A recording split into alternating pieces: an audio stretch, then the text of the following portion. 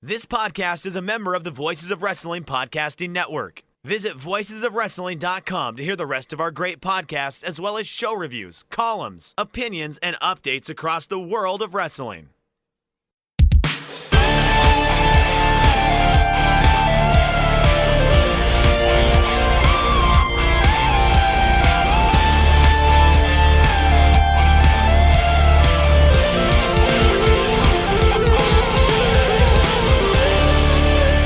Welcome back to another episode of The Good, the Bad, and the Hungee here on the Voices of Wrestling Podcasting Network. I'm your host, Tyler Fornes, and with me, as always, is my co-host, Fred Moreland. Fred, we have some breaking news. We have a war that George Bush did not start. Have you heard about this? No, I have not. There is a war between WWE and AEW, and it was confirmed by Tony Khan when he appeared on the Dan Le Batard show. I see what you did there. Yeah, a lot of this was stuff we had already heard. It's not really news or news, I guess. But it's always funny to make a George Bush reference because he's just got a funny name, George Bush. I just giggle. But he did confirm that he believes there's a war between AEW and WWE, and I think it's important to note that at the beginning of AEW, there were no hard feelings between Tony Khan and WWE until he started feeling like he was being mistreated by Triple H and the executives in the company. And then you hear about this contract tampering where talent was being called and told to go against their AEW contracts, and Tony Khan actually had to issue some form of cease and desist order, if I remember correctly. Yeah, he essentially confirmed everything on an appearance on the Dan Le Batard show. Nothing that I believe was crazy or out of the ordinary, but I thought it was noteworthy. Yeah, definitely. If someone goes on the air and confirms that, well, he didn't say outright there was tampering, but he said the people that under contract to him came to him and said that they were being tampered with, which is as good as in my mind. And he confirmed that they sent the letter over and all this other stuff, which honestly I can't recall off the top of my head if it's been confirmed or not previously.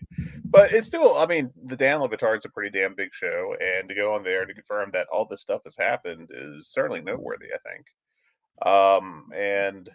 I think some people, I saw some not exactly good faith takes online, who could have believed it, that he's in a wrestling war. Well, why is he talking about, why do you talk about WWE thing?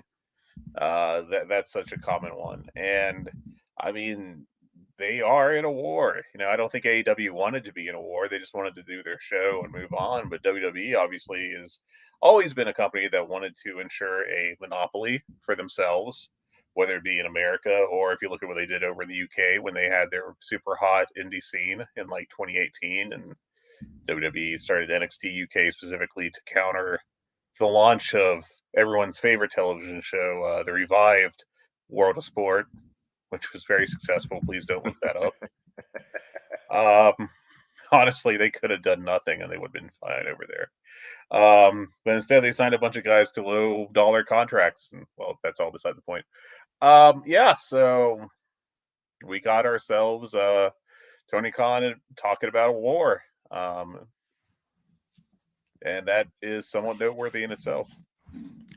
Yeah, I'm going to be very intrigued to see how this continues to evolve because, look, I don't think we're ever going to see what we had with the Monday Night Wars with Nitro and Raw, but I do think that this story isn't over and we've only had the first couple chapters. I think it's going to continue to be interesting how things develop, especially with how WWE, from our perspective, continues to misuse talent.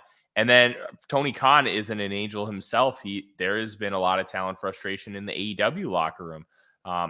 There's going to be more talent that jumps from AEW to WWE, and we're going to see more from vice versa. And I think that's going to be very interesting to see how all of this continues to evolve and develop. And speaking of talent jumping, I want to get your thoughts on this, Fred, because at New Beginning in Osaka on February 11th, Jay White lost to Hikuleo in a loser leaves Japan match. This has been something that has been rumored for a long time that Jay White is going to be coming to the States. And it seems like that's going to be the case. He's going to be appearing on this Saturday's Battle in the Valley New Japan show, wrestling against Eddie Kingston. And there's been rumors that he's likely WWE bound, but now it seems like he's going to be staying with New Japan. At least that's the sense I've been getting from everything that we're hearing. And there's a chance he might come to AEW. What are your thoughts on Jay White in AEW? One, as a kind of an overall, like, hey, Jay White's coming to AEW, and two, as part of this potential New Japan story, because it almost feels like, and I cannot remember who mentioned it, and I would give them credit if I did. This could be a storyline where Jay White tries to earn his way back to Japan by wrestling in the States for New Japan of America. Yeah, it definitely could. And you'll note that originally, I do believe the match was originally announced as a loser leaves New Japan, and then they changed it to loser leaves Japan. Well, at New Year's Dash, Jay White explicitly said loser leaves Japan. Right. Then he did not say new. So I think that's important. Yeah. So it does set him up to continue working for New Japan in the States. And if you remember back around 2020, I think it was a pretty close to the peak of the pandemic. He was among a couple other American talents, or I guess I should say non-Japanese talents, that were very frustrated with like how they were being treated by New Japan. Specifically, if I recall correctly, the story was that they went over there for a tour. You know, of course, they had to stay in the hotel rooms for like 2 weeks beforehand, but then they went and did the shows, and then they were getting ready to leave. They were getting ready to fly back home, and the company tried to call them and tell them that they needed to stay for the next tour, like on their way out of the country. And that pissed a lot of people off, I think pretty justifiably. And Jay White was among them, if I recall correctly, and was very unhappy with that. And I think he's also shown over the past couple of years that he really would prefer to stay or spend more time in America, where he lives in Florida, I believe it is. It's always Florida with wrestlers, pretty much always. So he is, he wants to spend more time here in the States, and I think that actually impacted the build some for Wrestle Kingdom this year, where he was not even in Japan for the December shows, even the end of the tour, to help build the match with Okada. I think it's very possible that he'll just work New Japan of America shows. It's possible that he'll do, he could do like a split deal of some sort, working AEW to some extent. In fact, he was doing that with Impact previously. Last year, he made a few appearances there and put some level of effort in. Not exactly his finest showings. But if he were to go to AEW full time, I think it's very intriguing to think about where he would be slotted in. I think that he has a lot of skills that would allow him to do well at AEW. I think that he'd be able to adjust from his typical New Japan fare of like these half-hour long matches, and he would be able to adjust to like the shorter TV matches, cutting the time in half and all that. I think he's got the skill set to do that. I think he'd be a good addition. I just think the question is, where would he slide in? Because I don't know that he's over enough to be like an instant main eventer. We're not talking about like when AJ Styles went to WWE from New Japan several years ago, or when Kenny Omega left New Japan for AEW as it was starting. I mean, AJ, it took him 6 months to be a main eventer, but he was also over enough and he was over enough from day one. Honestly. Yeah, I mean, they didn't push him right away. They put him in that little program with Jericho, and he was like the third match on WrestleMania, which I mean, but that was a WWE decision. That was not a reflection of what AJ's popularity was. I think it would be fair to say. Oh yeah, at that point, AJ was still riding incredibly high, and he hadn't slowed down at all. Yeah. But yeah, I mean, and if Jay was to jump to AEW, I do think there's a big dangling hook right now where he could slot in opposite Adam Cole for this pay-per-view cycle, or even possibly after. I think that's a pretty obvious connection right there with both of them having ties to Bullet Club. And, there's some teases of, Jay White being with the Young Bucks during their heel run with back last year before they turned face after Brawl Out. And but there's some intriguing options out there, and it'll be interesting to watch. This is, I feel like, the third year of is Jay White going to leave New Japan? So I just wish at this point that either he would or he would just publicly sign like a 10-year contract, so I never would have to talk about this again. Oh, you're gonna have to talk about it, Fred. And, I know. I am going to make you talk about it, and that's not that. nice. I know. I find the conversation around Jay White intriguing, and one of the reasons why is I don't think we really know who Jay White is yet. And what I mean by that is his character is such where he wrestles completely to it, and his matches don't always land because of it. He wrestles like an absolute shitbag who's going to take literally every single shortcut that he possibly can. And that doesn't necessarily lead to great matches. Now it can. And we've seen Jay White have some absolutely tremendous matches. I loved the match against Kota Ibushi at Wrestle Kingdom. I thought it was methodical, very well laid out. Ibushi was the perfect foil for Jay White, and it just became brutal and violent. But I also don't think that when you look at everything, I just don't think that we've seen the best of Jay White yet, because we haven't seen a fully developed Jay White as just a bell-to-bell wrestler. It's always been about the character. It's always been about the Switchblade, his new era, breathe with him. It's always been that. It's never been, hey, just be like Okada, just go out and wrestle and have a great match.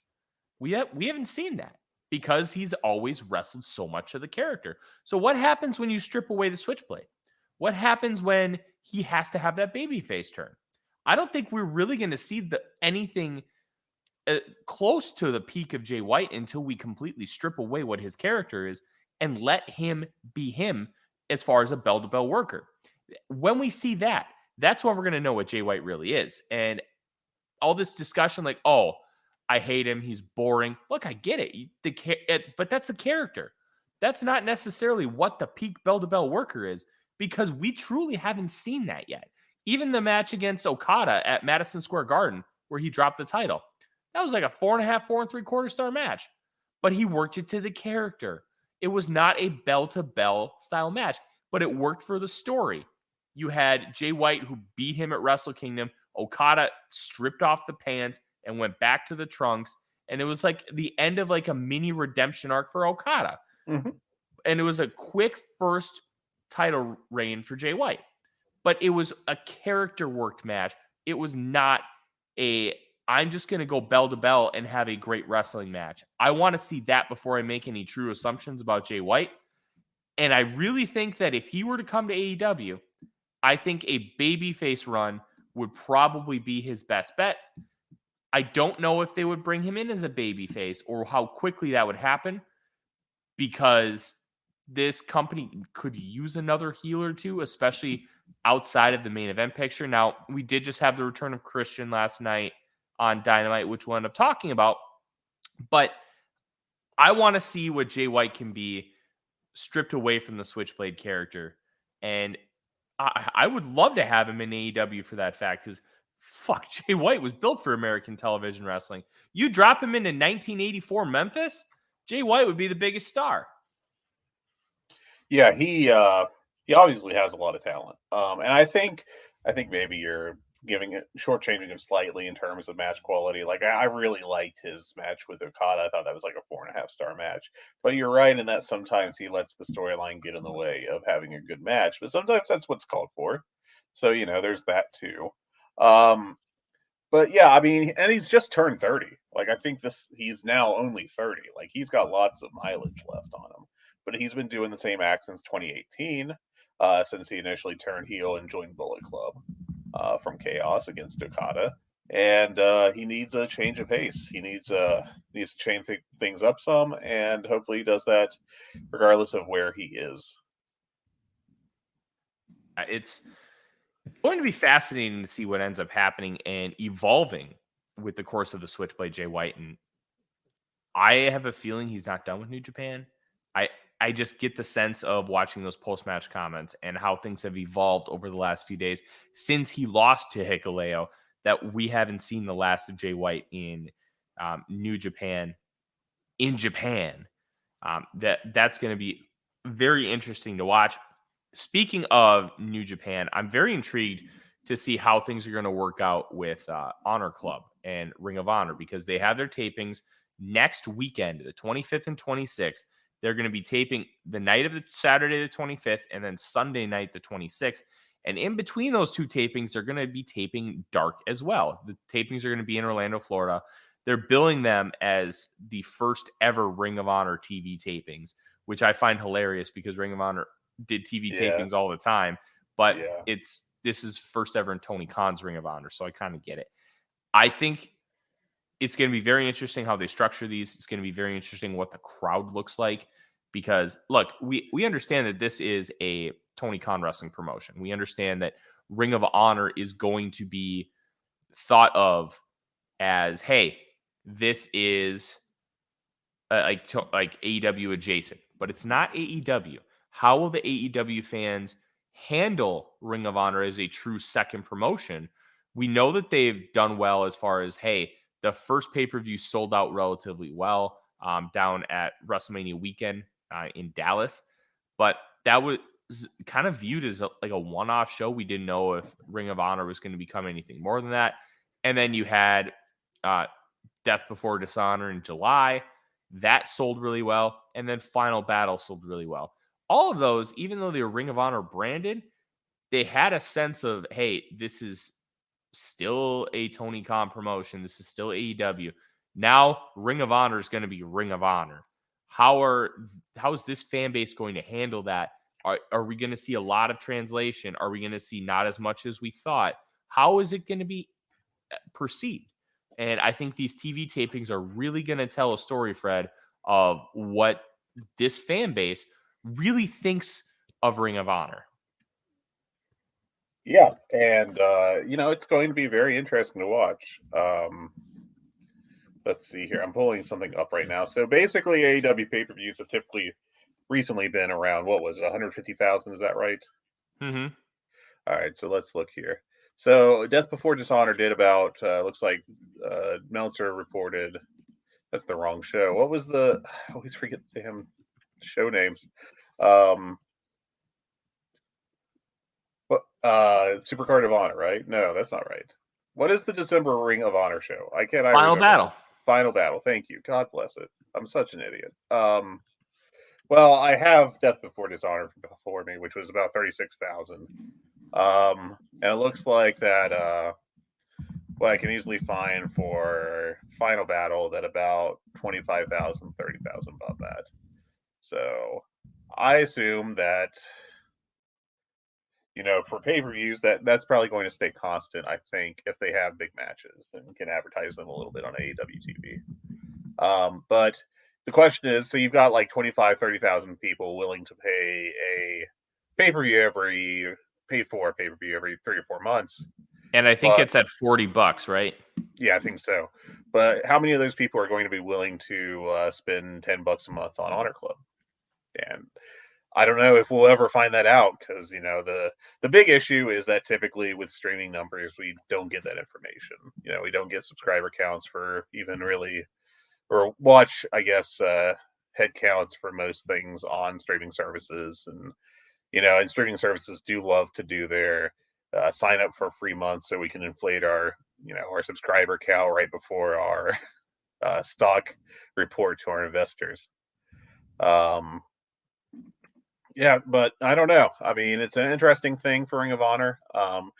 I have no idea what the break-even point would be on Honor Club. I can't imagine that there'd be too much cost, relatively speaking, since they're not doing live to air. They're doing, they're taping the shows and then putting them up weeks later. But I don't know. It'll be an interesting thing for their business to see, and just to see how hot those shows are moving forward. Yeah, I'm really intrigued. What I find interesting is that, to our knowledge, they're not going to be running any Ring of Honor shows for free to start off. Now, you're expecting people to pay for these first Ring of Honor TV tapings with really no understanding of what they're going to look like, how they're going to be structured, how long are they going to be? Excuse me. Are they going to be an hour? Are they going to be 45 minutes? Are they going to be an hour and a half, 2 hours? What are we looking at here? Yeah. What is this going to look like? And the fact that we genuinely don't know, paired with the fact that, hey, it's $10 a month for a blind product. Like, to me, that's a little frustrating. Why wouldn't you want to, to maybe give away a month for free? Just be like, hey, here's the first month leading up to Supercard of Honor. Check us out. And then, boom, then you should be able to sell some more subscriptions. Because as weird as it sounds, one of the easiest ways to get people to pay for your stuff is to give stuff away for free. Yeah. Because you're telling them this is what it's going to look like. And hey, we're giving you a quality product. This is going to be worth you giving me $10 a month for. And to just do it blind, I think is overestimating the AEW fan base a little bit and not necessarily the smartest business decision. Now, we haven't heard for sure that they're not doing anything. So I reserve the right to change my mind. If they give away an episode or two for free and then say, hey, we're giving you this. Okay, I will retract that statement. But for what we know right now, to not be giving away any episodes for free, I think is a mistake.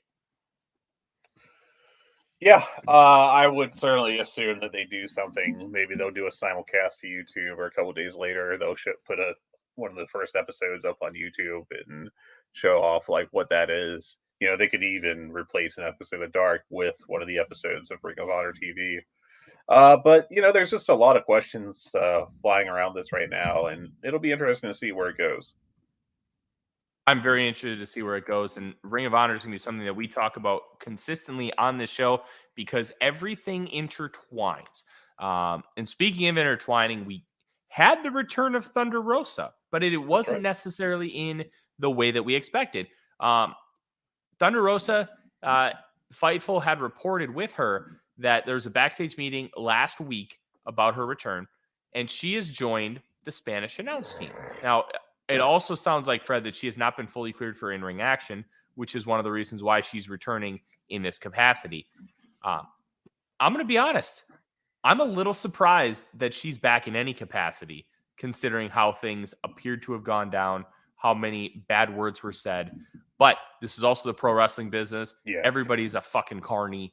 And if they can make it work with one of the better in-ring workers in the division where she can come back and be a net positive to the company, I'm all for it.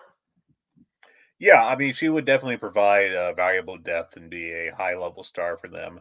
I do think she's been knocked down a little bit in terms of the in-ring performance rankings for the women's division, in my mind. Like, I think Toni Storm and Jamie Hayter have both clearly surpassed her.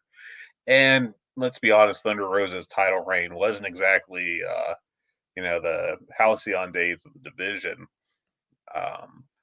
She put on some very disappointing matches, chief among them, the one with Yamashita from Tokyo Joshi Pro.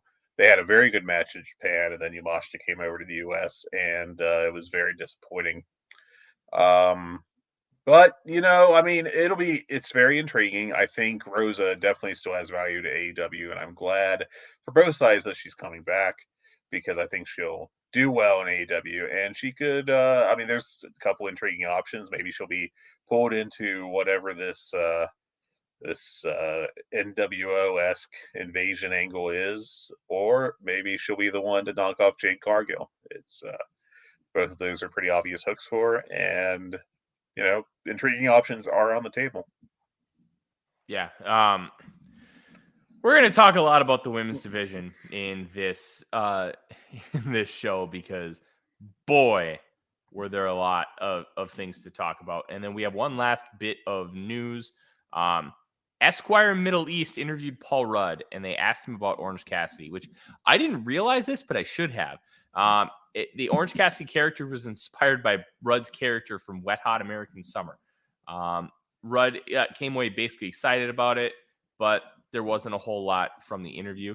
Look, No, it was very like there's a clip up on YouTube, and it's basically the interviewer William Malali.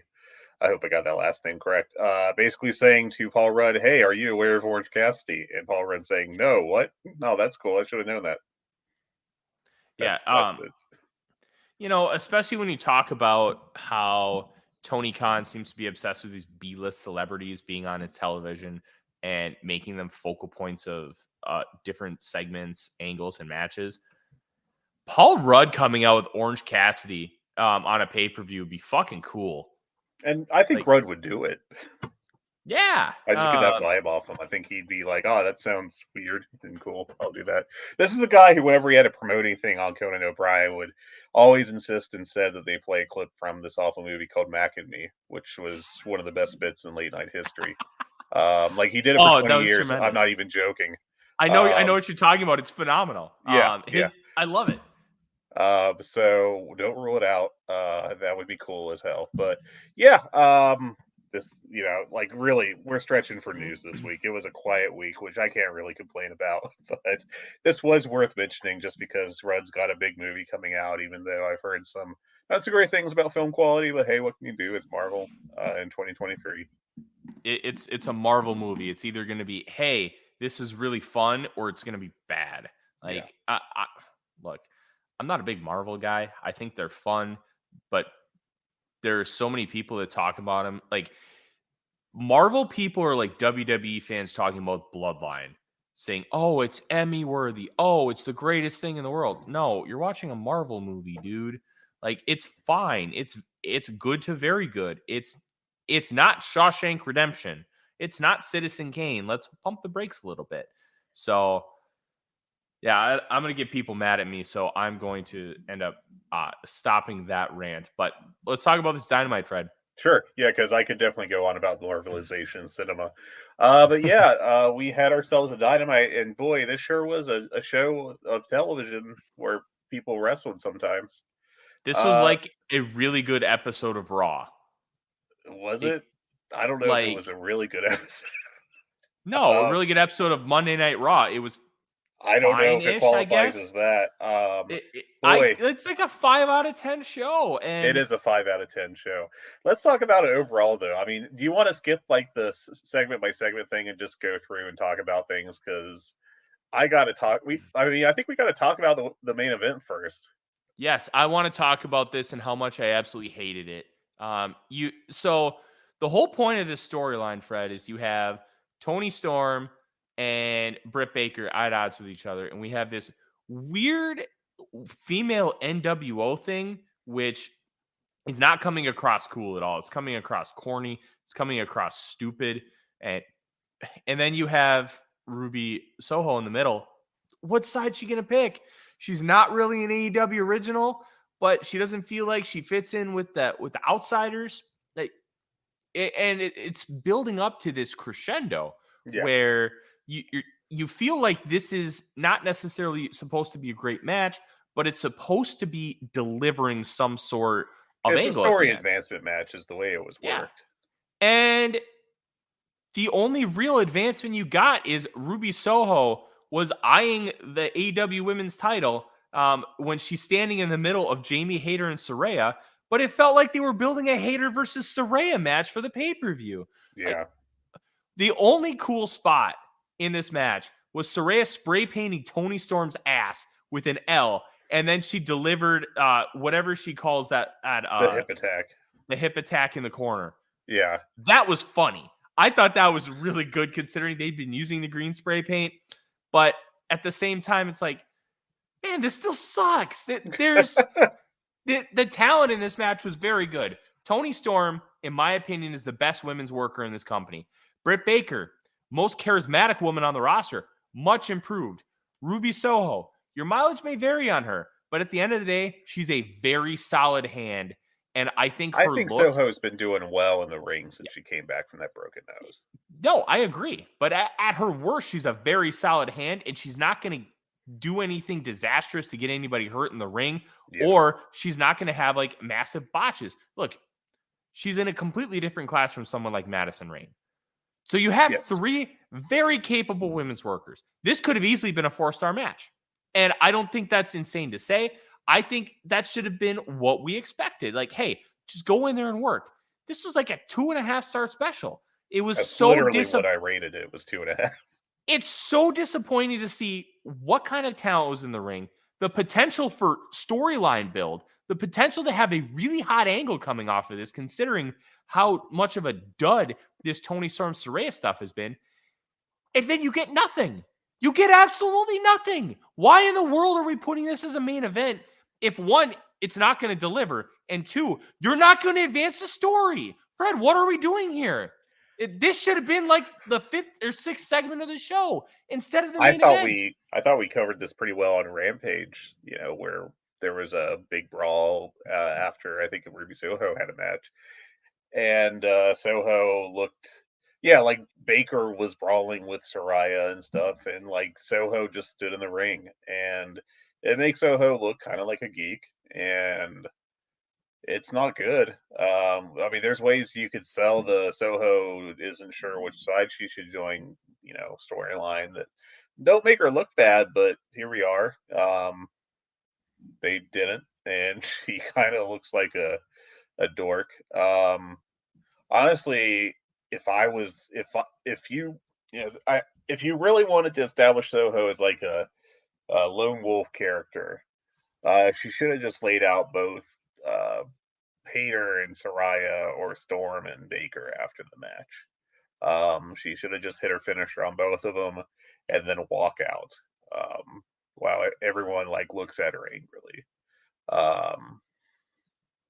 But that's not what happened.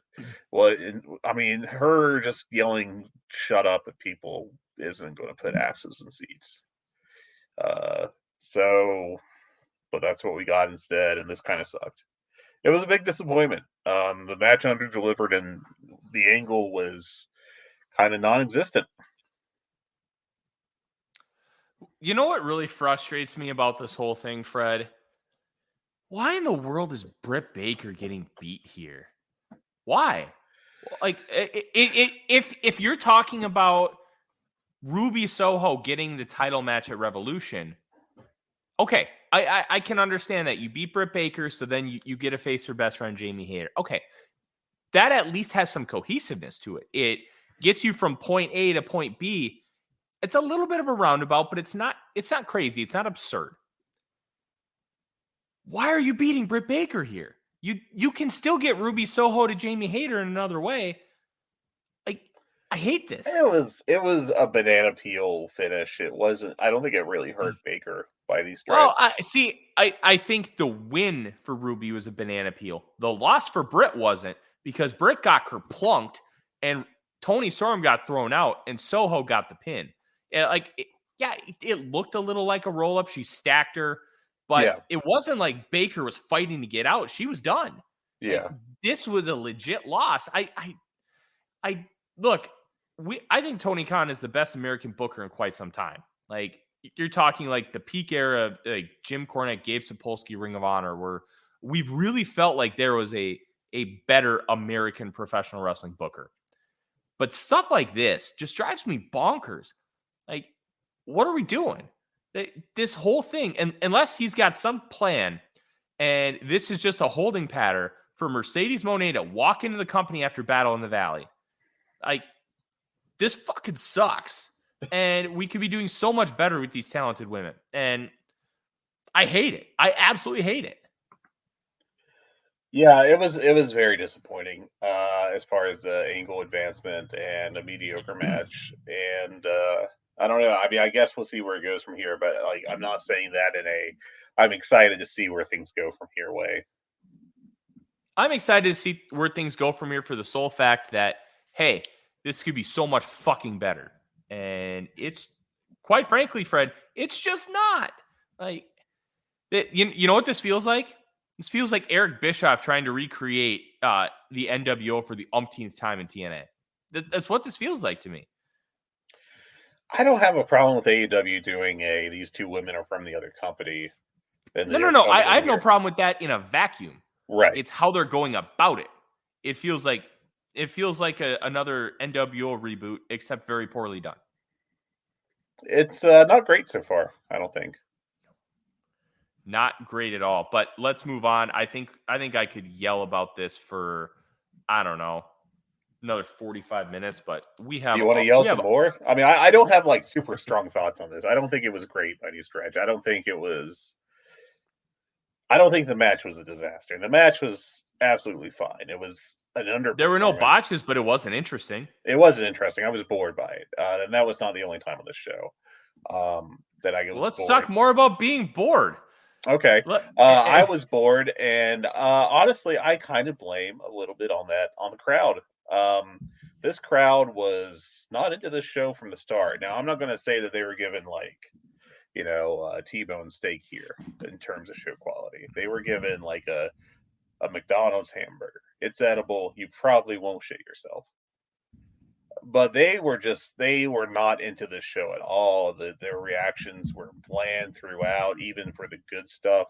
And I think that hurt the show quality some. I was not a big fan of the crowd here either.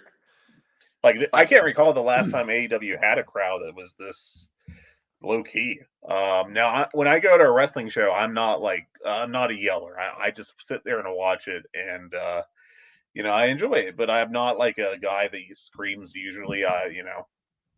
But it's like this was a crowd full of Freds, and that's bad for TV. I think the only time that I'm like one of those like screamers, I guess you could say, I will say I went to a SmackDown in 2017. I was at the show where Randy Orton burned down Sister Abigail's house. I did scream John Cena sucks. That was kind of fun. You may be eligible for compensation. You may want to talk with them. You know what? It actually wasn't too bad of a show. Okay. Well, Chad Gable wrestled on the show in a dark match. I was very mad they didn't put him on the real show. I went to high school with Chad Gable, and going to high school about 45 minutes from XL Energy Center where that show was, like, I thought that they would put him on the main card and give him like a 15-minute TV match. They gave him like an 8-minute match in the pre-show dark. That's fine, but I thought they'd give the hometown boy a little more of a shine. Yeah. But I had to see AJ Styles versus the late great Brody Lee. That was a fun match. I'm sure that was. That sounds great. Oh yeah, it was fantastic. But yeah, they were. But was that crowd as dead as this Texas one? No, the crowd is actually. They were live for that. Let me ask you this question: is it just me, or is Texas just not a good AEW territory?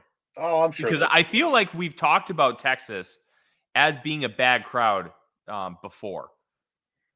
I think the crowd back last week in El Paso was good, wasn't they? And yeah, I'm talking in a general sense because I had no problems with last week's crowd, but I feel like when we talk about bad crowds, Texas has come up before with this company. I don't have any tangible proof. It's just what's resonating in my brain right now. That's why I'm just kind of talking about it. You are asking someone with a notoriously poor memory to recall crowd reactions, which is not necessarily the strongest thing. Not necessarily a thing that's going to happen to anyone's satisfaction. But I mean, I can only speak to Laredo, and it was their day. This was the crazy thing is this was their debut in Laredo, and this is what Laredo did. Maybe I will say I'll hold off for Rampage. We'll talk about it at some point. The Lucha Brothers did make an appearance on the show to set up a tag match for Rampage, which was recorded later. They got the biggest pop of the night. Coming in to save face for the Acclaimed. So, but even so, like, it wasn't that big of a pop. It was just kind of it was a good pop, but it wasn't like what I would expect from a best pop on the night for AEW. I think we need to consider the fact that AEW truly has run out of pops, Tyler. I was waiting for you to say that.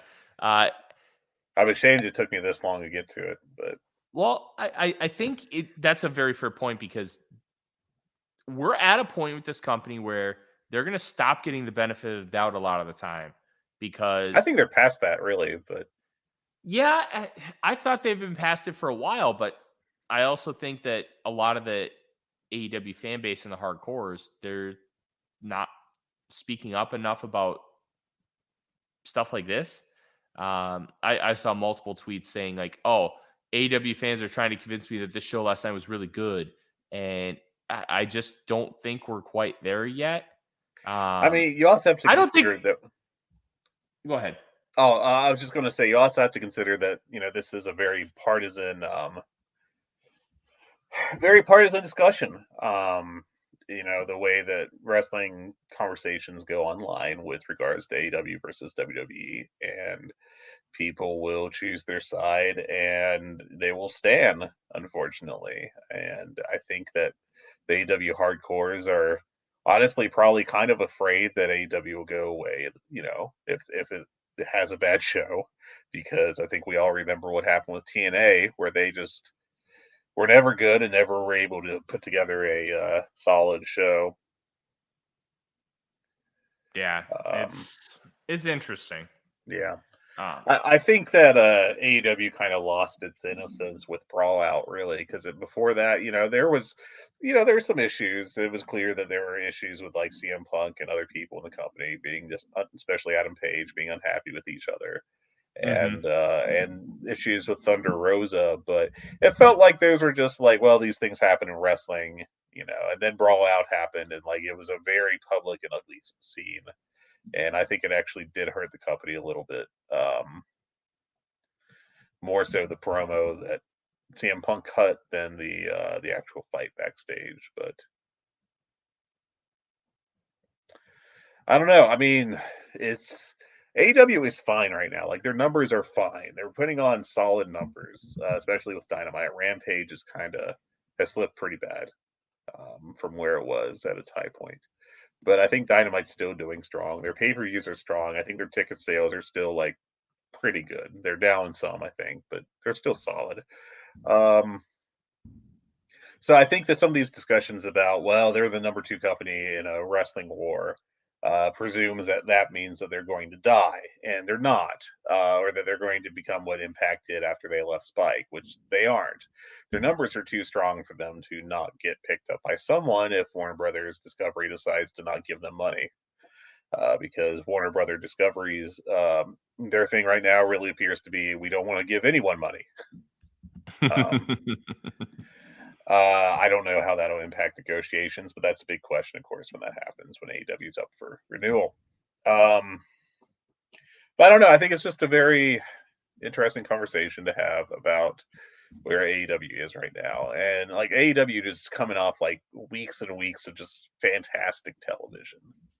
And we have ourselves a pretty mediocre show. And I don't want to sound like I'm saying the company's dying or anything, because it's not. But this, they are in a position where they're not the hottest company. They've cooled off some from their hottest. And, it's not like this is a disaster or anything. I think I'm rambling at this point. But basically, this show was not good. It's not going to help things, but I don't think it's really going to significantly hurt them going forward. Now, if they do like 3 months of this, that's a different conversation. Yeah, AEW's dying. They're in the mud. They're done. In the absolute mud. Something's over. I do have a pitch. I do have a pitch for the women's NWO angle. Oh, well, let's hear this. I know who should be the third person with Saraya and Toni Storm. Okay. Hogan's the third woman. Sorry, it's Mabel. It's no, they got Kiera Hogan. Ah, you got me. That was good. Gosh, that would flop in the building. Oh, it would die. I would laugh really hard. I have lots of terrible ideas for AEW if they want to die. Tony Khan, if you want to just lose a lot of money, please call me. I play TEW sometimes. Hey, that's Fred, you got me. That's good. Let's talk about Jeff Jarrett for a minute. Yeah. Unfortunately, news broke on Tuesday that his father, Jerry, the legendary booker in Memphis, and then obviously one of the co-founders of Total Nonstop Action Wrestling, passed away. I believe it was at the age of 88. Please correct me if I'm wrong. I double check that, but I think that sounds rightish. I know Jarrett and his father, they've had some 80. You're off. Yeah. So was I. Yeah. They've had some beef over the years, but it sounds like that they had kind of started working things out. Yeah. Jarrett decided to come and wrestle. And I give him all the credit in the world. He looked like shitbag Jeff Jarrett. He was. You couldn't tell. No, you couldn't tell. And consummate professional. And, I'll never criticize anybody. Like Mark Briscoe came out like a ball of fire in the first match after Jay passed away. Some people just cope differently. Some people that need to laugh about it. Some people need to go out and just be normal and do their normal life stuff. Some people need to go away and isolate for however long because people cope differently. And they do. I will say everything that we've heard from AEW and how they've handled any passing is they've handled it with grace, and they've handled it with very personable and making sure that whoever it is that is dealing with tragedy has the resources they need. And Jeff wanted to come out, and I thought it was interesting. I want your take on the Acclaimed rap, because I thought it was very good. They paid respect to Jerry with the first line, and they apologized to Jeff, and then they turned it around in the second line of that first verse, and they basically called him a shitbag. Like, I thought it was tremendous, but I saw a couple people like, man, that was really awkward. And honestly, I thought that had to do more with the crowd. I thought the rap was great. I thought it was a fine rap. I thought it was all right. I did think, like, just the way my brain works, as soon as they said something about Jerry Jarrett, like, I'm like, oh God. Like, it's like the the gif of the woman with all the mathematical formulas floating by her head. I replaced those with, like, every poor taste thing WWE's ever done. Like, I just had like a PTSD reaction to it. But I thought that the context of it was fine. I thought it was, done pretty well. I think it's a very Jeff Jarrett thing or just Jarrett thing in general, to use that for a little bit of heat. Passing of Jerry, even though they didn't take cheap shots or anything. Like, they didn't like, your dad's dead, sucks to be you kind of shit. But I thought it's it might have worked better if they just didn't mention it. But they did, and I thought they did it about as well as they could, really. Yeah. And then as you kind of bleed into the match, is Satnam Singh bad? He's big. I don't know what expectations people have for Satnam Singh. Like, my ceiling for him is great Kali that can walk. Like, if he meets that, I think that's a success story. I'm not expecting him to put on bangers by any stretch. He's a big guy who will murder people, and he'll be the muscle for a group for however long he's in wrestling on a large level, and that's about it. Is Satnam Singh a good wrestler? No. Will he ever become a good wrestler? Look, I'd put money on no. But I think he's fine for what he is at this point in his career. I think he's a solid, like, big guy. I think he's charismatic. I think he has the basics down. Like, he's not like, there have been big guys I've seen that, like, look like they could not walk and chew bubble gum at the same time, and he's coordinated. I think he at least has that going for him. Look at me, damn him with the faintest praise. But, like, I don't know. I don't have higher expectations for him. Satnam Singh he's a huge guy whose whole shtick is that he's just going to, like, grab a small guy by the head and just throw him into the ground. If he goes his entire career without a singles match, like, that might actually be for the best. Yeah. I like the Great Khali comparison, because he's like, everybody just wants to make a giant. And I don't think maybe I'm being a little hyperbolic, but I don't think we're going to have a true great as far as a giant ever again. It's possible. Like, I mean, you'll have guys like Lance Archer who are like a legit 6'8", but Lance Archer's an athlete. He is not he's like that big man in high school basketball who goes from like a 6'1" point guard to a 6'9" power forward in the span of a calendar year because he has a massive growth spurt. Anthony Davis. Yeah, you don't automatically just like lose all your point guard skills because you grew like crazy. Yeah. Like I think that's kind of the thing with Archer. He was a football player, and then he comes to professional wrestling, and he's a true athlete. Satnam Singh, big boy.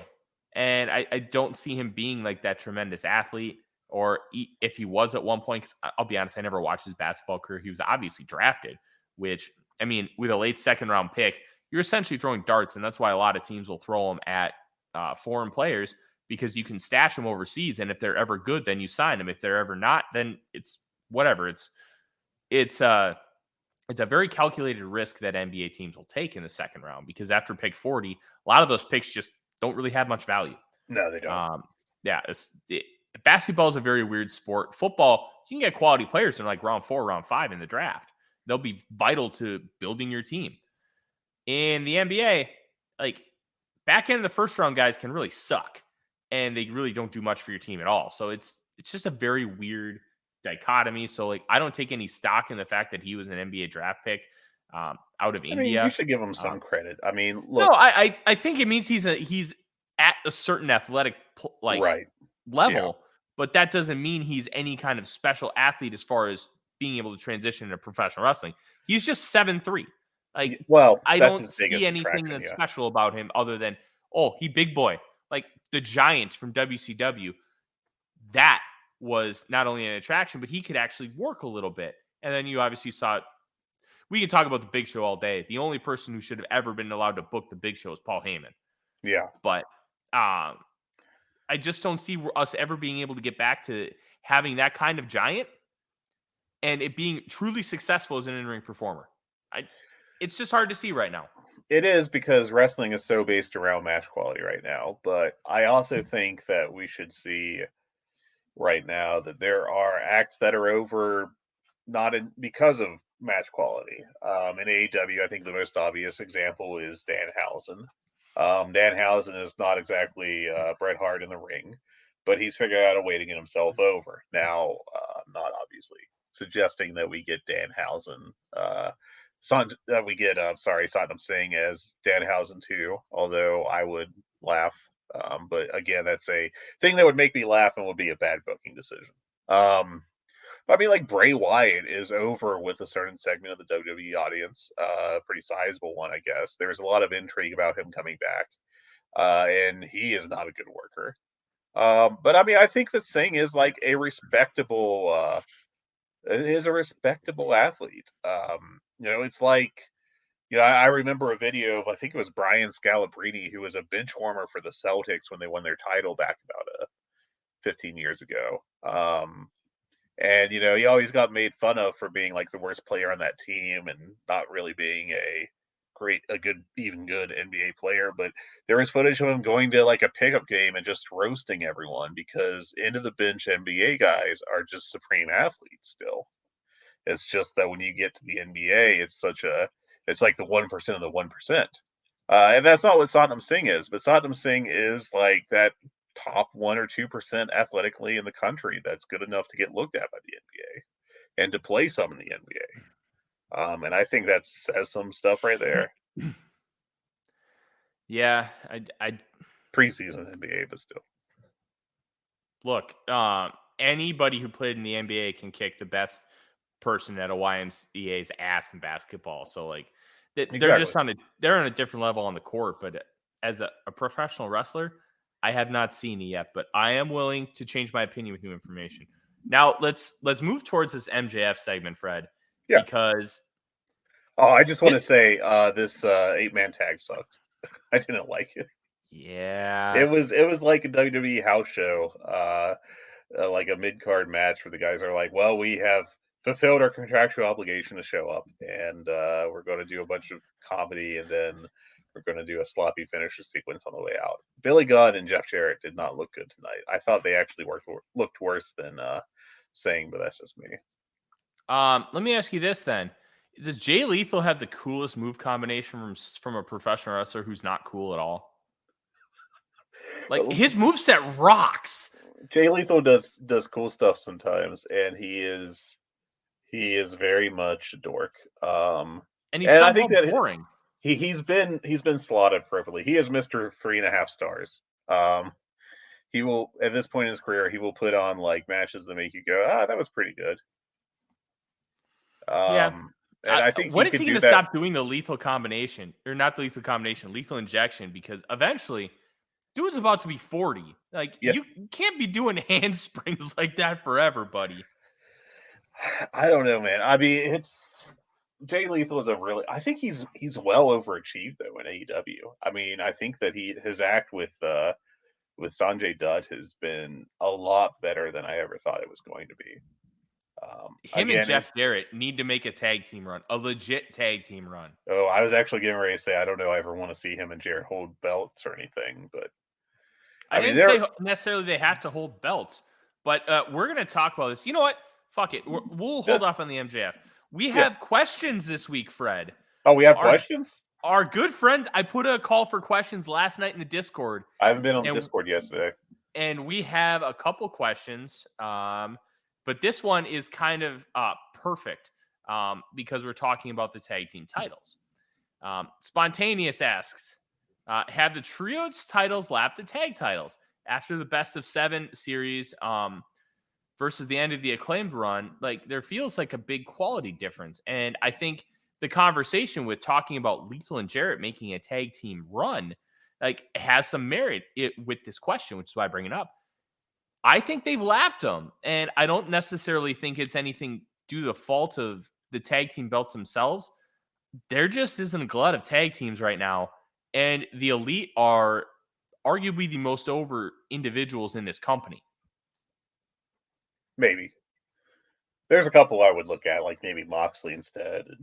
And that's why I said arguably. Like, you can't have a conversation. Well, I'm arguing. You invited me to argue. Here I am. Careful what you wish for. I did this to myself. I do it all every time, but they're in the conversation at least. Yeah. Like, what do you think? Do you think the trios titles have lapped the tag belts?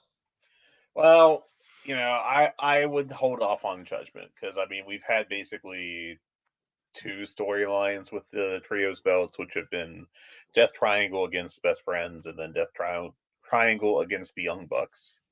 And then we've had this little storyline with the Elite, I should say, not the Young Bucks. And then we've had we're going to have a second match of the Elite and Top Flight. Yeah, obviously that's going to be a lot better than look. I think the Acclaimed have improved dramatically over the past year in the ring, but they're not the Young Bucks or Death Triangle or even Best Friends in terms of match quality, and that's okay because they're over as hell. That's what really matters. But yeah, I mean we're it's a rough time right now. I think of the tag division, and if you look at who they announced for that Battle Royal next week, the tag team Battle Royal. I mean, obviously, you still have like the Lucha Bros and Best Friends in there, but the other teams are the Butcher and the Blade, which I think is like a rock solid team, but they're not fantastic. Sharon Lethal, which we've just discussed, Tony Nese and Davari, who are a good like WCW Saturday Night level team or a good AEW Dark team. Alex Reynolds and John Silver, and then Daddy Magic and Cohen and Matt Menard he's still suffering from or still working back from that shoulder injury because he has been markedly worse since he got hurt like that with that shoulder thing he had. But I read those off to you and none of these guys are, other than Best Friends and Lucha Bros and I guess Sharon Lethal, none of them are really even in realm of we could put a month into getting them heated up and put them on a major tag title challenge level guys. Yeah. It's kind of rough right now in the division. It is. And this is, I think, one of the areas where that injury bug that AEW had this past summer, this is where it's really hurt because you could have had Red Dragon competing in this division, but Kyle O'Reilly got hurt, and then Bobby Fish decided to go all QAnon on the bit, and they ended up. He's not doing QAnon stuff, is he? He was. I know that the Bobby Fish thing was that the one guy that was a ref in NXT that was a deathmatch worker before, but he went QAnon, and Bobby Fish I think just donated some stuff to his charity because my understanding is that basically it was like, hey, do you want to donate something so I can auction it off to fight child sex trafficking? And if you Oh, it don't was look one of any deep, those. yeah, and I think that it Okay. was just like my understanding, and please correct me if I'm wrong, anyone listening to this, but my understanding is that Bobby Fish was like, well, yeah, I know absolutely nothing else about what you're talking about, so here's some gear to auction off. Okay. Well, I stand corrected. Now, I will say, um, one of the arguments that Spontaneous made for the trios titles being having lapped the tag belts is House of Black versus the Elite is highly anticipated, Mm-hmm. while the tag belts are in a weird four-way with Battle Royal setting up the last two teams. Yeah. I get it. I think on But this cycle, it definitely is slotted higher, the trios belt. yeah, I think overall it's a little premature, like you said. But there's an argument for it, and that's one of the things that we like to talk about.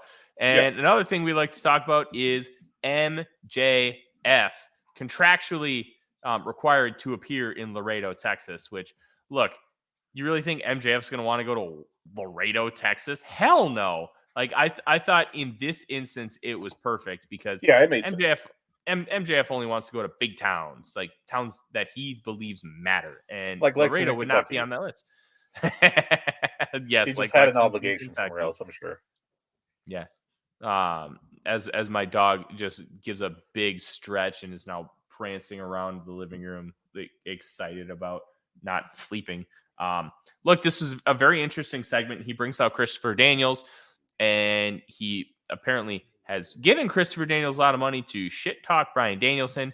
Daniels basically tells him to shove it up his ass and then starts talking positively about Bryan Danielson. And one thing I found two things interesting. One, it took MJF a while to fully turn on Christopher Danielson. Two, this felt a lot more like, hey, we're going to build up Ring of Honor than we're going to build up Bryan Danielson. Did you get that sense too? No, I did not. They I spent the like. whole time talking about Ring of Honor.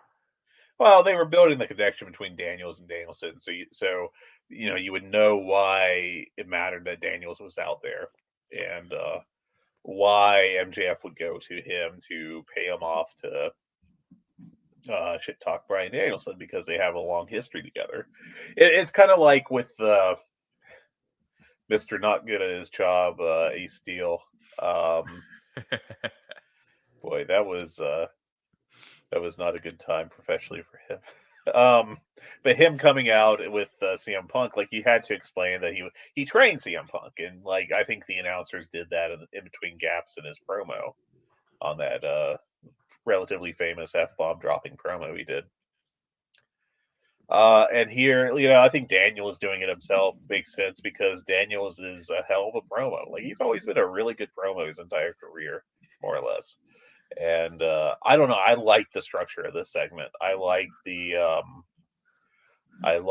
reveal that Max paid off someone to do something, against their character, and that Daniels said no and outed him on it. I like that little bit. It showed how I liked how that showed MJF was a scumbag more than I framed my ex-girlfriend for dangerous driving while she was unconscious. Like that works better for me personally. Yeah. All right. Well, I don't really have What did much you else think? to say. Well, I thought that I honestly I get that you're gonna have to have Christopher Daniels build up Bryan Danielson. You're gonna have to explain some of it because, well, most of us understand that they crossed paths for a long time in Ring of Honor. I thought this was meant to build up Ring of Honor more than this was meant to build up Bryan Danielson. Like, is it a big deal? No. Did it accomplish both? Absolutely. But it just felt like it was more of a Ring of Honor hype session than it was about Bryan Danielson. And I found that interesting. Plus, MJF probably should have kicked him in the balls a lot sooner. Yeah, but that's how MJF. wrestling works, right? Like you got a guy cutting the promo and the other guy standing there and happy. Like in reality, there wouldn't be so much like I'm going to let you monologue and then I'm going to kick you in the nuts. You just kick him in the nuts, but it's pro wrestling, so I don't know. Yeah. Let's do our second question. I'm gonna try and pronounce it, but it's a tough one. Filipijic 97. It's I believe it's an Eastern European style, and I'm just not good with that kind of dialect. What's your thoughts on Tony's booking with the rankings and without the rankings, and which do you prefer booking wise? I think this is a very interesting question because the rankings have essentially been gone since we started the show. Yeah, they're dead. Where are you at with this, Fred? Well, I am here, unlike the rankings. The rankings were just a tool to do a storyline or to set up storylines, and now they're just doing stories. I don't think it's a big deal at all. They're gone. I did shortly after it was like obvious that they had killed those off. I did write an article on the site about how there was a idea from WCW that was short-lived that like running the gauntlet, I think is what they called it. I wrote it back in December, and that AEW should steal it, which is basically WCW did a gauntlet gimmick where at that time they had matches on Friday, Saturday, and Sunday, and one guy would get drawn 3 opponents, and if the one guy beat each of the 3 opponents on the 3 shows, they would get, a kayfabe cash prize. And if they lost, then the blockers, the 3 opponents would split the money.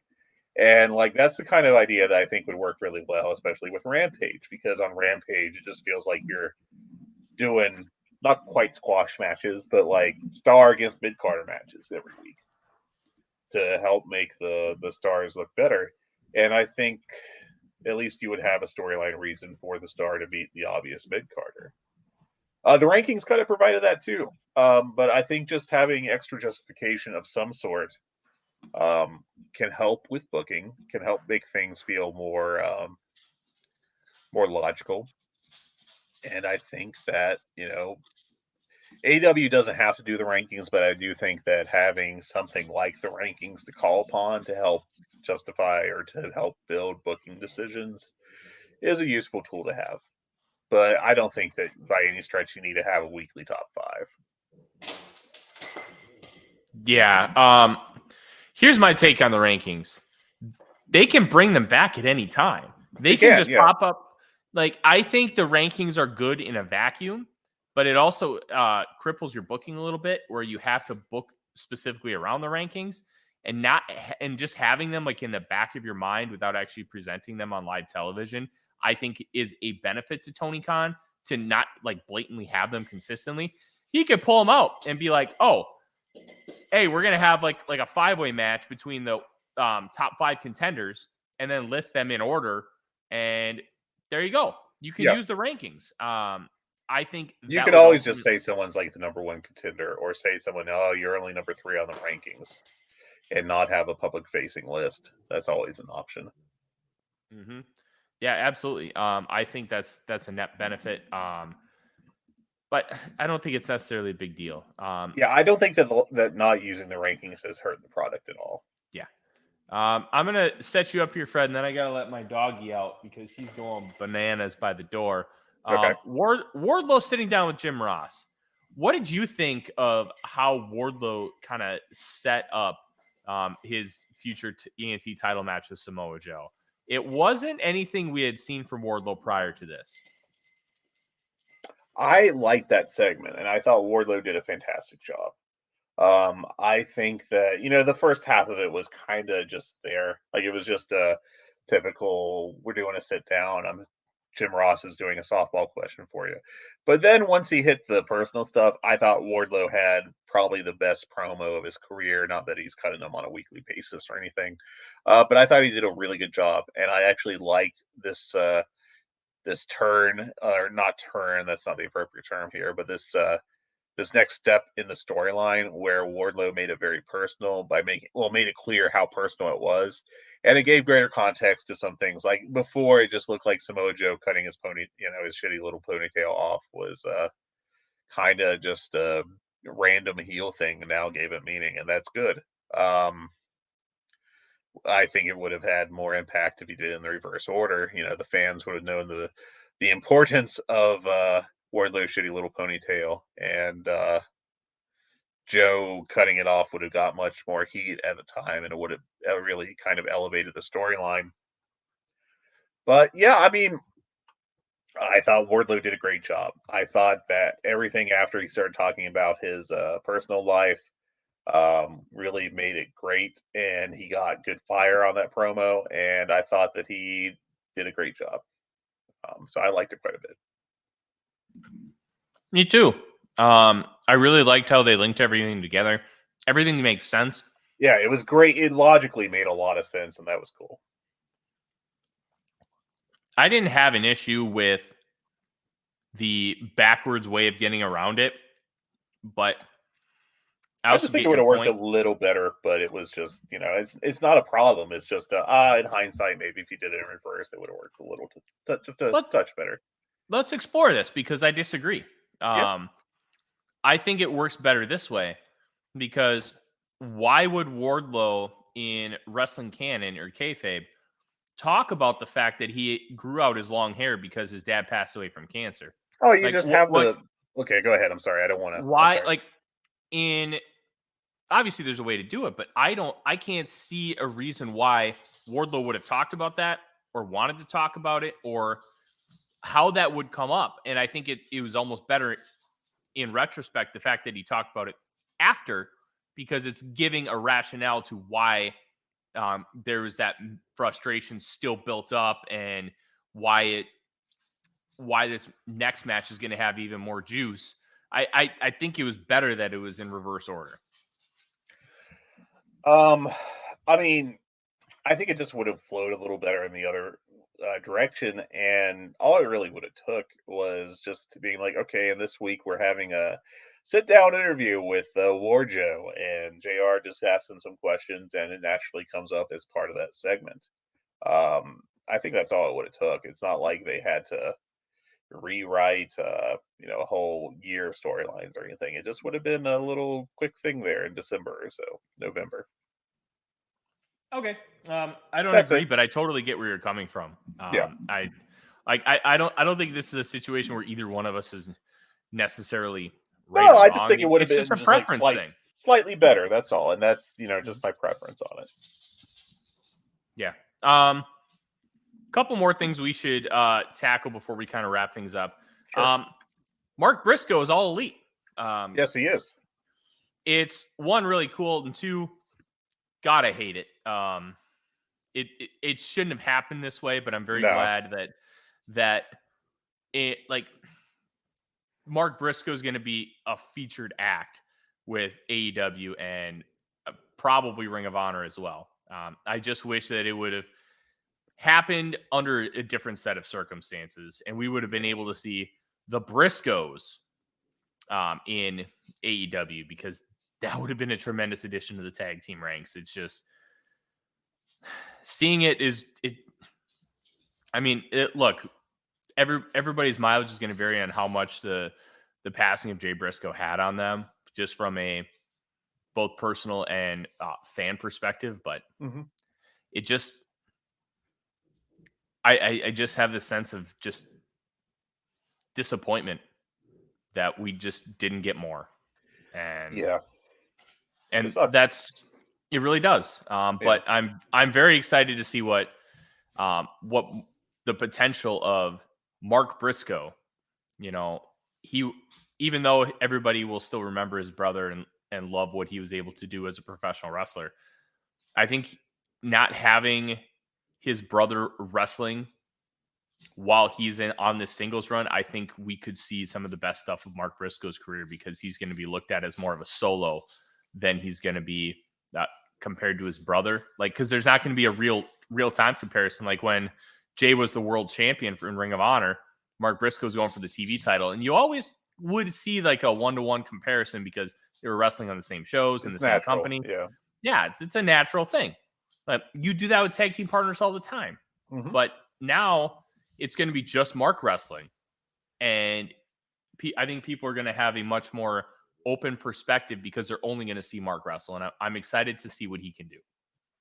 Yeah, I think the only question here is not how hard you push Mark Briscoe, is just what is he able to do on his own. I think you should give him every opportunity to, get as over as he can and to climb as high up the show as he can. But I do think there's quite a bit of star potential with Mark Briscoe just in general because he's a fresh character. The Briscoes weren't on TV on a large scale. Obviously, Ring of Honor had their TV, but it was never like a major show, really. But just being able to see what Mark Briscoe is able to do at this point in time is the booking direction they should take, and they should keep moving him up. They should keep moving him up a little bit every week, and just see how the crowd reacts and see how the online reaction is. Because Mark Briscoe was one of the top things on the show this week, and it was a weak show, but still, he was one of the best things. And I don't know, why not book him for Dynamite next week against obviously someone higher up the card than Josh Woods, but have him beat. I don't want to say Brian Cage because he's been doing a lot of jobs recently, but have him beat someone around that level and just keep doing it and keep, moving them up a little bit. And this is kind of what they should be doing with Takeshita as well.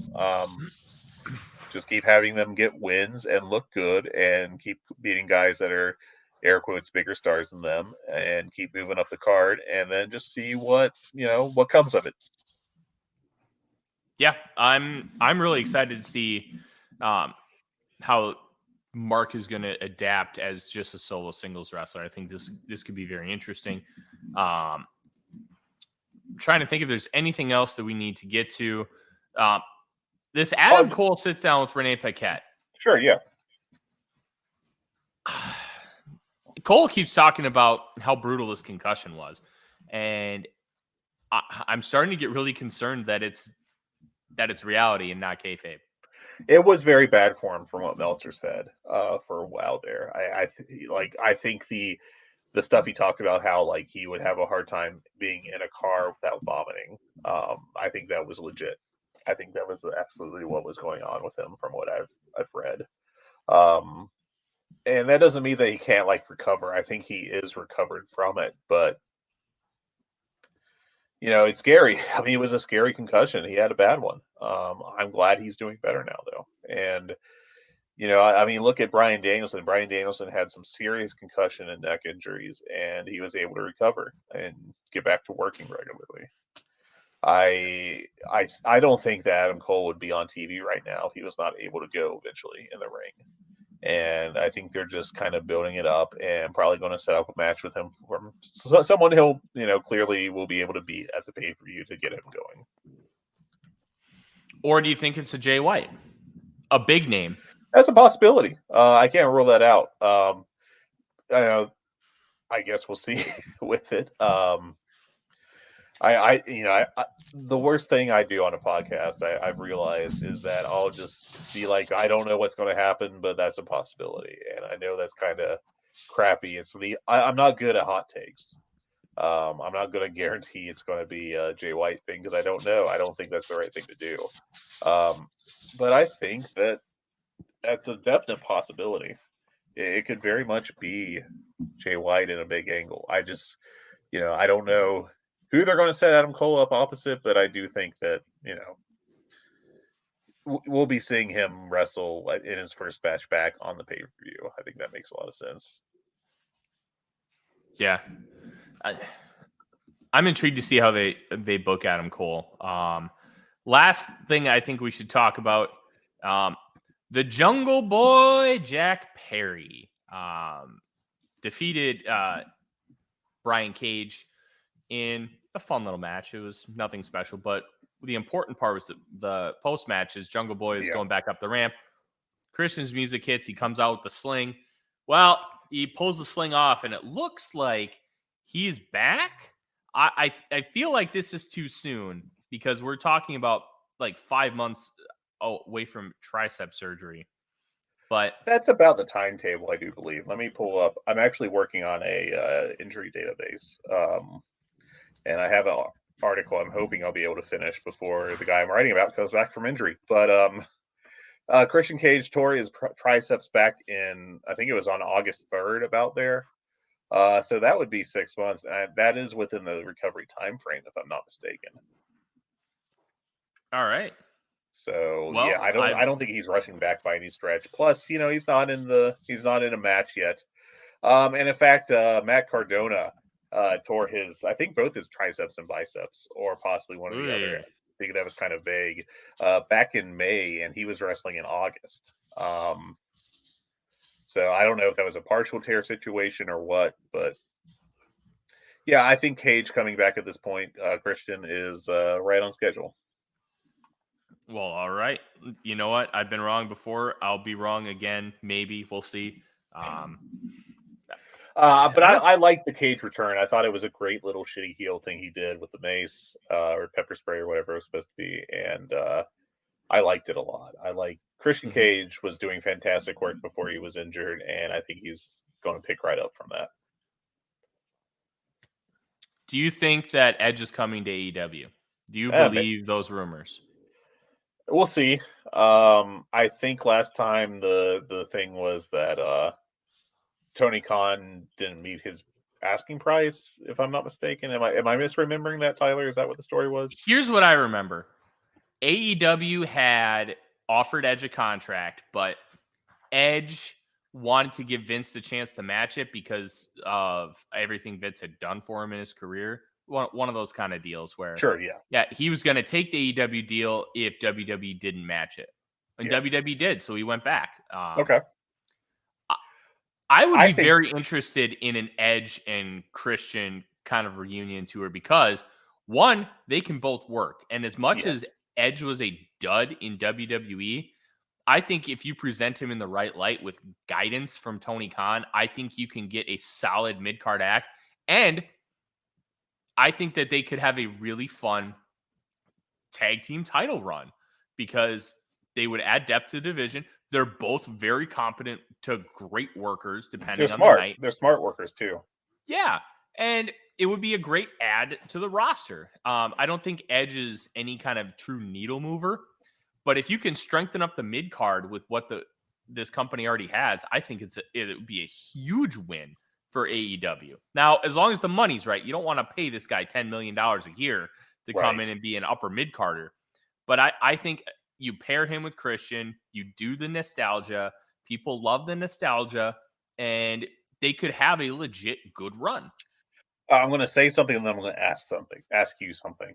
I think that he could work in AEW. I think AEW would avoid probably the worst aspects of Edge's run in WWE, which is he has these overlong matches. Every match he had seemed like it had to be like 30, 35 minutes and didn't work more often than it worked. Just because I think he wasn't doing enough to stretch out a match that long. And I think that they'll also avoid doing Edge has been injured by heels, and so he's gone for however long his contract mandates until his next set of appearances. I think at least Tony Khan would have a more creative answer to that. Now, my question to you is, would adding Edge make AEW feel too much like TNA, where they were doing the thing about a decade ago, 12, 13 years ago, of just bringing in everybody that was a former WWE guy? No, because the one thing that TNA did that AEW is not doing is they were bringing WWE guys and have them basically just being a minor league version of their WWE character. And having them beat everyone in TNA too. AEW is bringing guys who used to wrestle for WWE, and they have their own direction. They have their own character. They are different from what they were in WWE for the most part. Now, Adam Cole comes in, you get the Undisputed Era thing. Okay. Yeah, it's still, Christian's different. But he was away for years. Yeah, Christian came in, and he came in with the gimmick, outwork everybody, which he did. He lived up to it. And he's been a great asset to the roster. He doesn't feel like a watered down version of his WWE character. He feels fresh. He feels important. I don't think that we have to worry about that with AEW, at least to this point. Now, if they bring in Roman Reigns and do a shitty version of the Bloodline story, then we can talk. but I think it's completely different from what TNA did with former WWE guys. I agree with you, but I laid a trap. And I think Oh boy. the bigger concern, I think, with anyone coming over from WWE is if they see AEW as on WWE's level. And I think there's been some reports that a couple of guys who came over, specifically Andrade and Miro, don't see AEW as on WWE's level, and they feel like they're working in the minor leagues.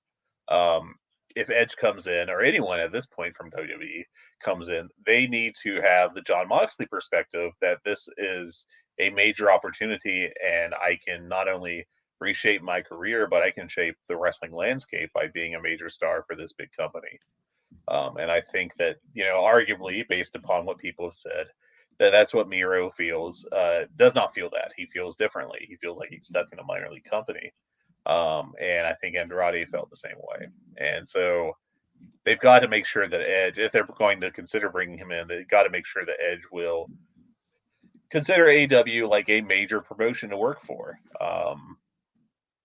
And not as just him, biding time until he goes back to the E or something. I don't know how you do that, but it's a concern.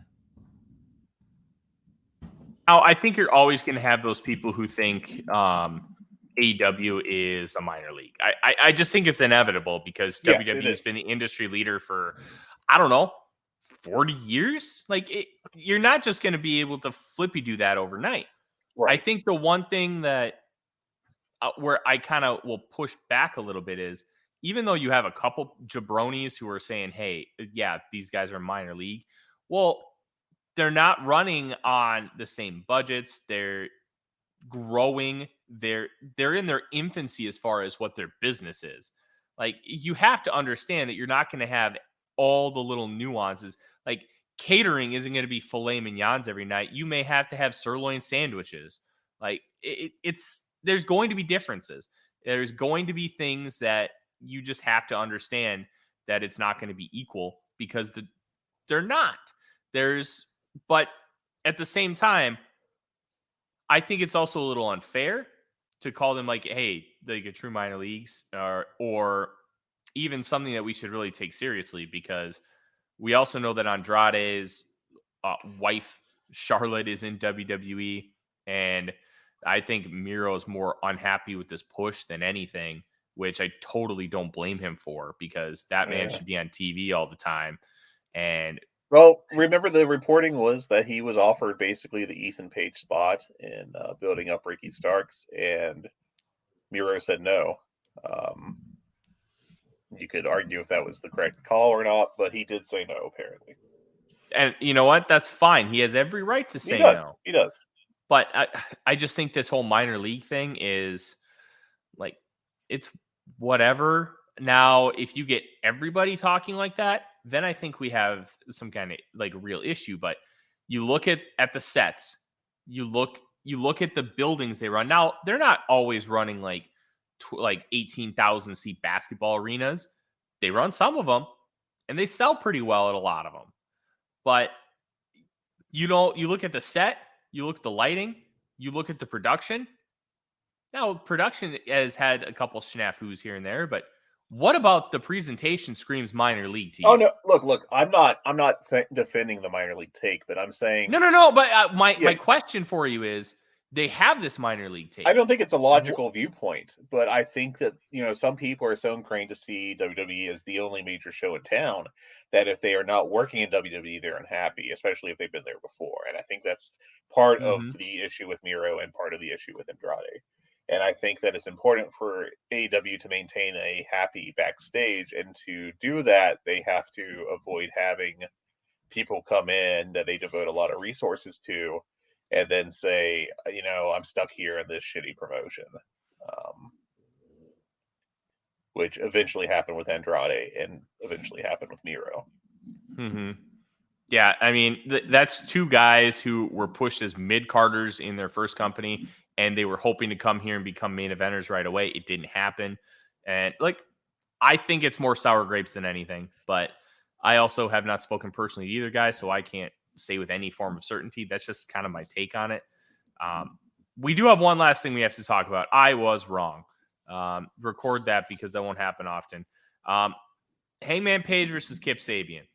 Look, it was a match. It existed. Kip Sabian looks like a shitty cosplay of a real life Tim Burton character.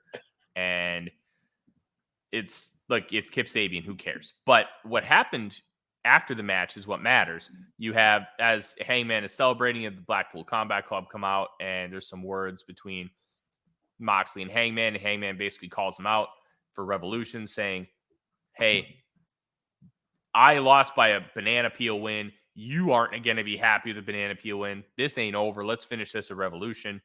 And then they're talking about how he doesn't have any friends, and the Dark Order comes out. And then there was some real tension between Evil Uno and Hangman Page, because Hangman didn't want them to have anything to do with this, and Evil gets in Moxley's face, and they're going to have a match next week. Evil Uno versus John Moxley. That could be interesting. This obviously sets up what John Moxley referred to as Texas Death. Did not call it a Texas Death match. And I found that very interesting. They did announce it later as a Texas Death match, but I'm very intrigued to see what these two will do in a Texas Death match, because Moxley's been in a few over the past couple years. He had that great Texas Death match against Lance Archer at the Tokyo Dome and Wrestle Kingdom. Then he had another really good one where he lost the U.S. title to Archer on Dynamite. I think this could be really good.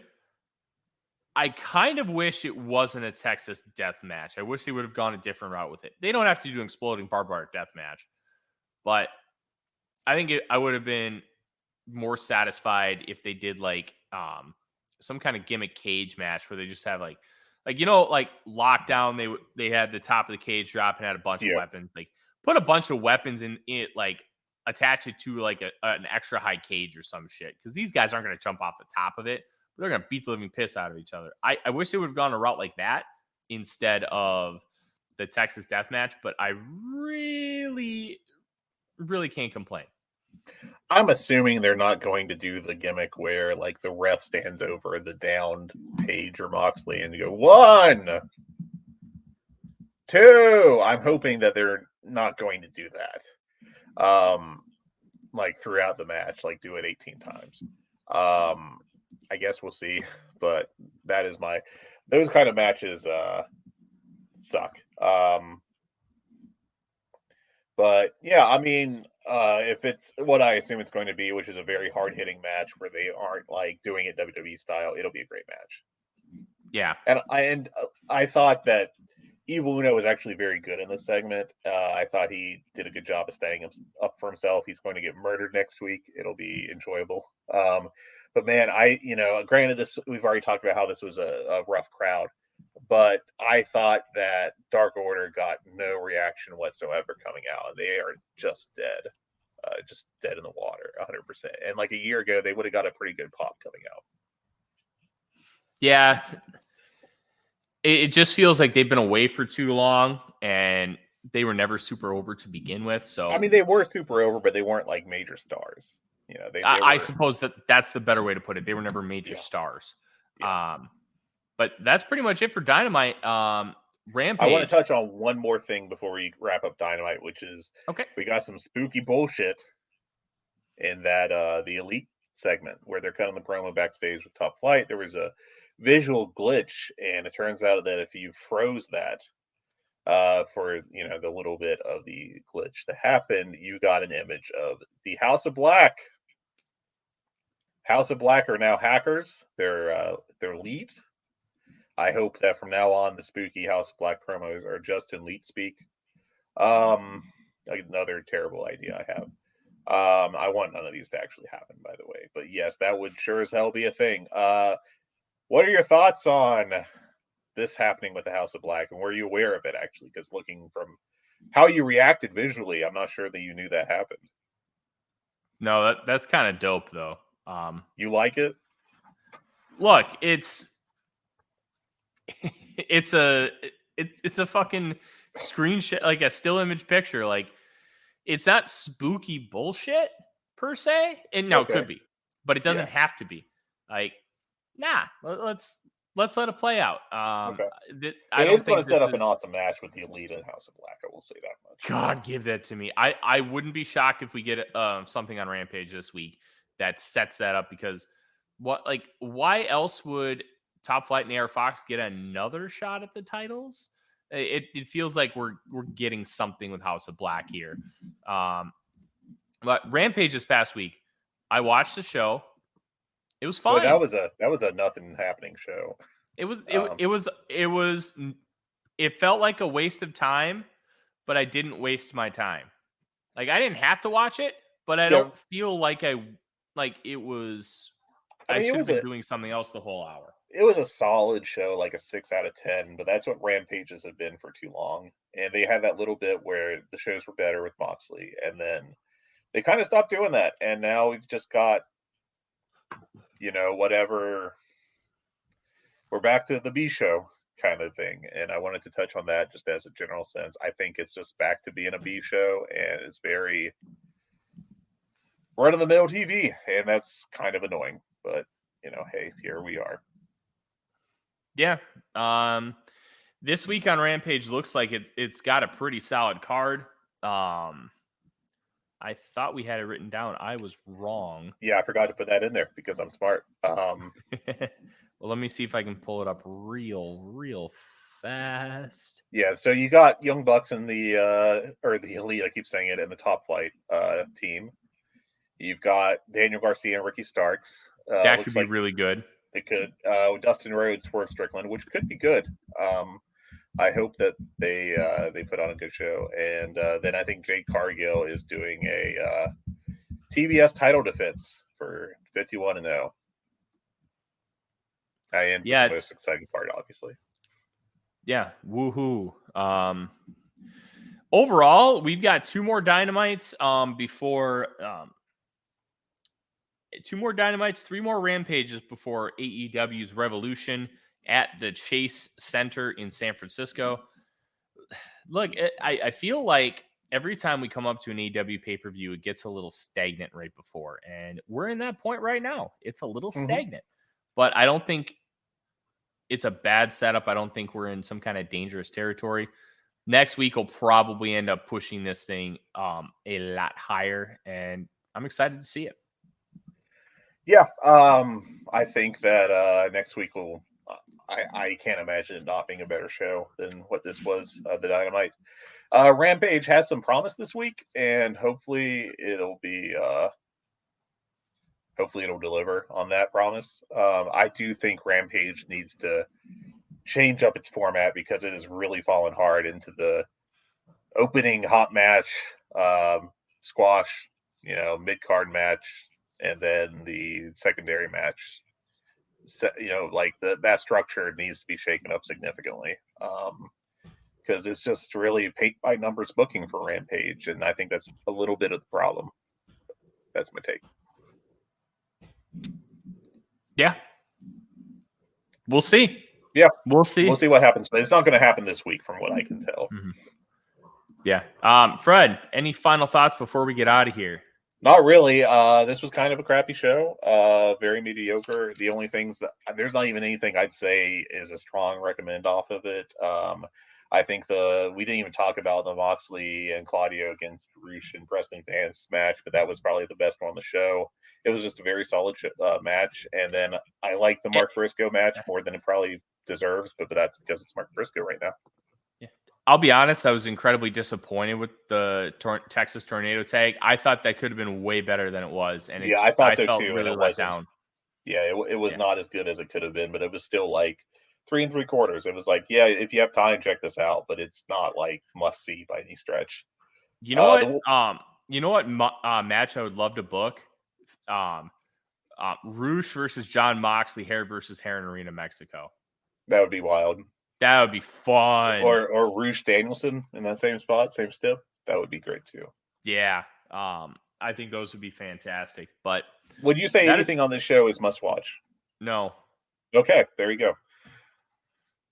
It's fine. Like you're not gonna feel like you wasted your time watching the show, and there will be parts of it you enjoy, but when you're comparing it to the standard of television that AEW set, this came across to me as a very big disappointment. Yeah, I got bored at points in the show, which I can't recall the last time that happened with AEW. And just as an aside, I had this pulled up and then I stupidly pulled away. But this was on Cage Match as far as the show rating for Dynamite. This is the lowest rated one since you have to go back to 2021 with the kind of infamous we're going to have Malachi Black murder Brock Anderson in the main event slot.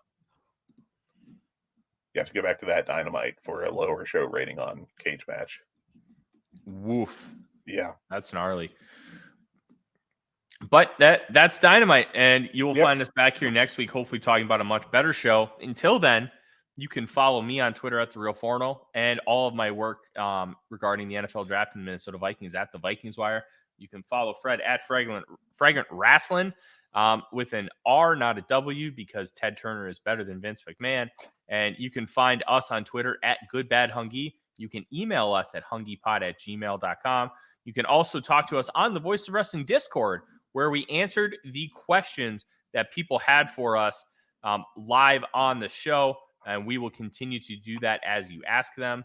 And please, if you like the show, subscribe, comment, and please subscribe to our solo show feed if you're listening in the Voice of Wrestling feed. It helps us continue to grow the show and become a better podcast. And with all that being said, from Fred, I'm Tyler. Have fun watching the XFL this weekend. Or don't, like me. Have a good week.